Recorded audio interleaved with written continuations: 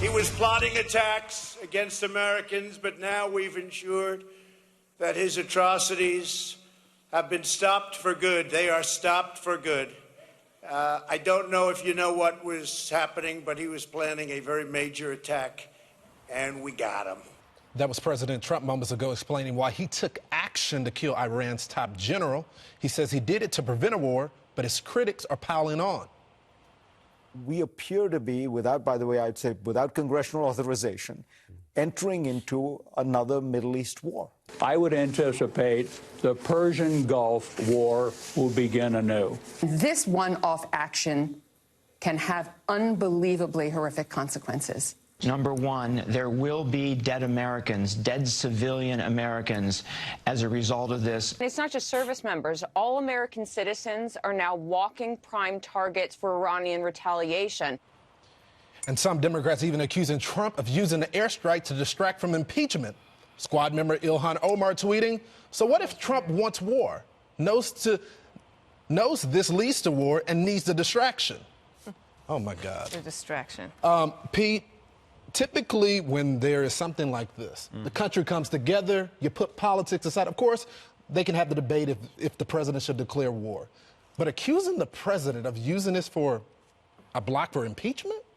Oh, but Trump. I mean, the whole idea of him being the commander-in-chief. There was a commentator today that said, right action, wrong commander-in-chief. And ultimately, it doesn't matter the decision that he made. No, that was literally Jonathan Alter on another network said, correct. The implication is, I'd rather have the correct commander-in-chief, meaning Hillary Clinton, and the wrong actions. And it sums up precisely how everyone who isn't a supporter of this the haters of the president view him. It doesn't matter what he does, we're going to dislike him. The reality is, though, the commentary there is true. He made the right call. He made a call based on advisors around him who believe this is an imminent threat, and specifically because he saw a policy action taken under the Obama administration where sovereign American soil, whether it's a consulate or an embassy, was threatened and not taken seriously, dismissed by an internet video by the National Security Advisor later on. Ultimately, he said, if you're going to try that, and we know what Iran does. Iran 40 years ago used the American embassy in Tehran as the launching off point for their Islamic Republic. Embassies are meaningful to them. It's sovereign American soil. He said this will not happen again, and as a result, I see the signs in front of me, and I'm going to compensate. I'm going to send the Marines. I'm going to send the 82nd Airborne, which he did, by the way, knowing they had intelligence on Soleimani. That looked like a bit of a bigger reaction than people thought as a result, but they knew what was coming next. So this was something that was intentional because he didn't. Imagine if he hadn't acted.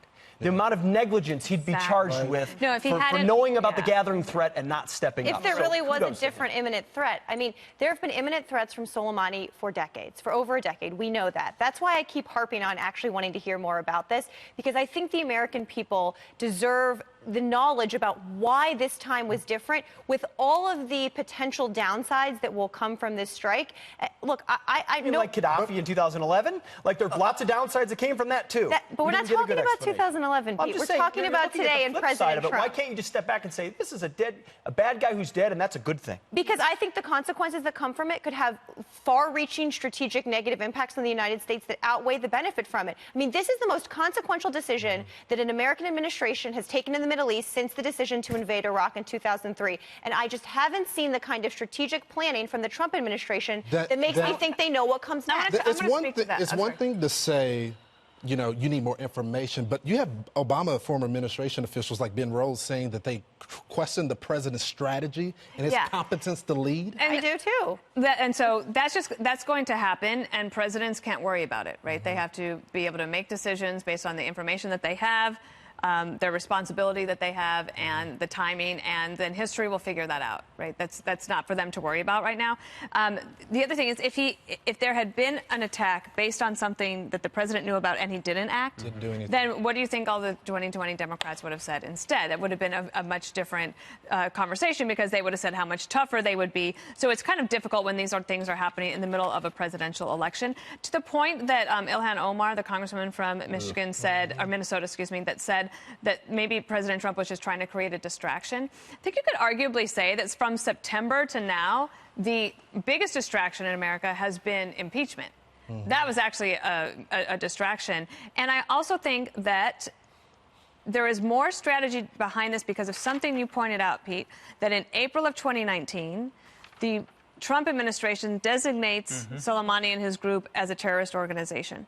So I think that probably you will look back and find, as the history is written about this time, that there was a lot more strategy to it than we thought. But you can't plan everything out. And so, yes, we need to know where things are going. And I think that the point I'd like to make is the fact that when people say that this is the escalation, what have the Iranians been doing? They have been steadily escalating and become more bolder with their aggressive actions against us, right? Starting with the oil tankers and then the oil processing facilities and then U.S. positions and then an all-out attack in Kirkuk that killed a U.S. contractor and then an attack on the U.S. embassy. So I also don't understand why all of a sudden, out of the blue, we question the U.S. intelligence community when apparently, especially in domestic matters, they are to be absolutely believed at all points. It's only because of Trump's involvement that all of a sudden we're not to believe them, we're not to trust them. When the intelligence community has come out, they strongly indicated that a major attack necessitated a preemption with this risk. So why now all of a sudden do we need more information? Well, we haven't if coupled with